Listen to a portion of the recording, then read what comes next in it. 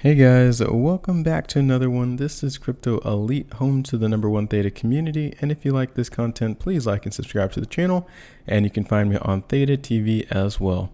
Alright guys, in today's video, it's a very exciting one. We are going to be talking about Game of Thrones, or the prequel, which is House of the Dragon. So this just premiered yesterday or Sunday in the US, and there is some very, very good things with it. And one of those is the viewership. It was so good that it crashed. And it didn't crash across the board, but it did crash a little bit. One website in particular, and we'll talk about that and how that deals with Theta, or how Theta could be a little bit better and help out in these cases.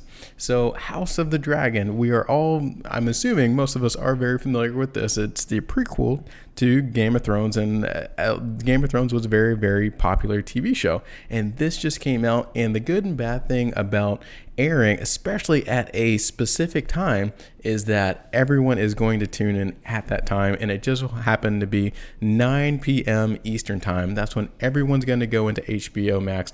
Everyone's going to start watching this TV show all at once.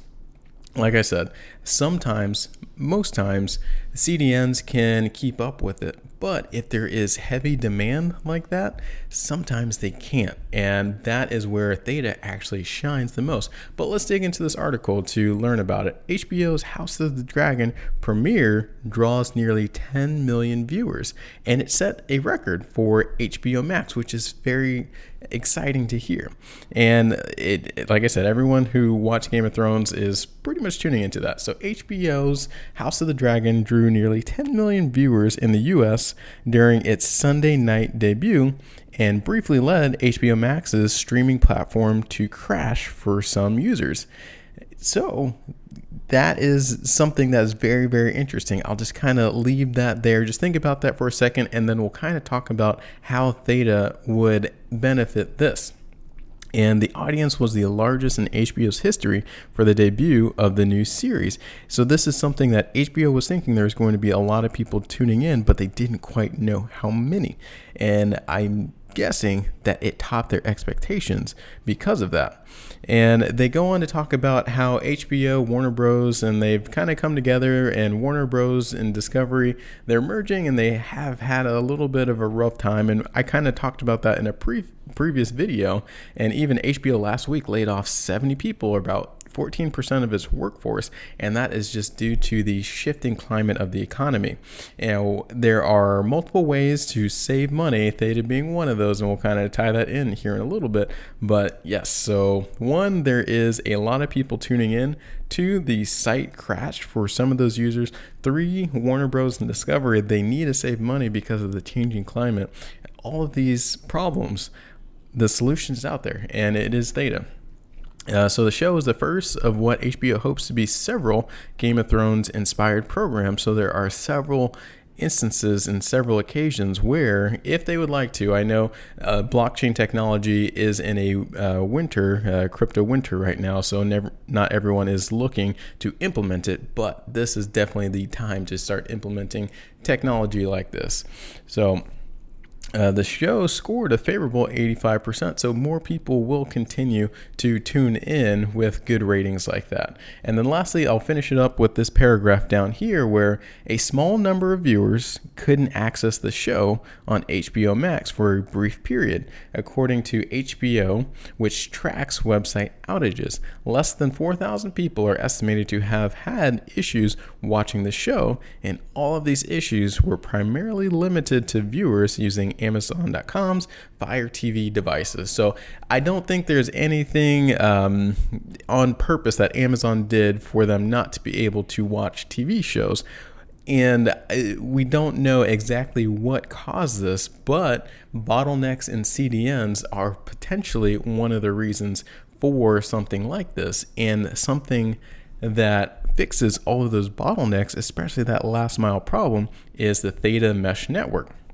And if we check it out, if you're unfamiliar, the Theta Mesh Network is a peer-to-peer streaming that focuses on timely delivery of audio and video content under real-time parameters. So peer-to-peer live streaming delivery works best when many people tune in for the same stream at the same time.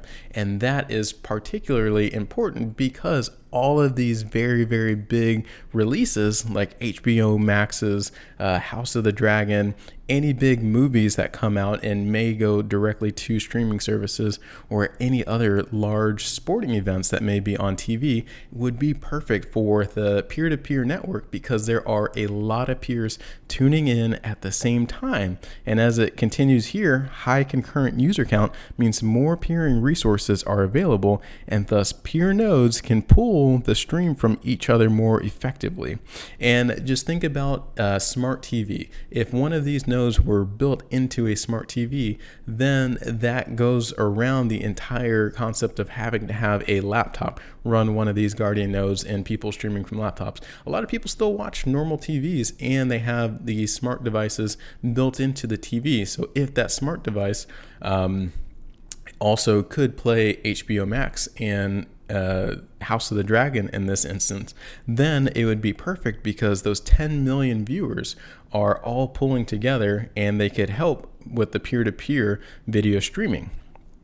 So the whole system capacity increases as more peer nodes become available. Moreover, robustness of the system is increased in a peer-to-peer network as nodes do not need to rely on a centralized server to retrieve content. And that is the other side. So this is just one half of it. If for some reason not enough people are watching, then the delivery system switches from peer-to-peer over to a CDN base. So there is always that fallback system, which is pretty sweet. So lastly, I'll finish this up. This is especially important in cases of server failure.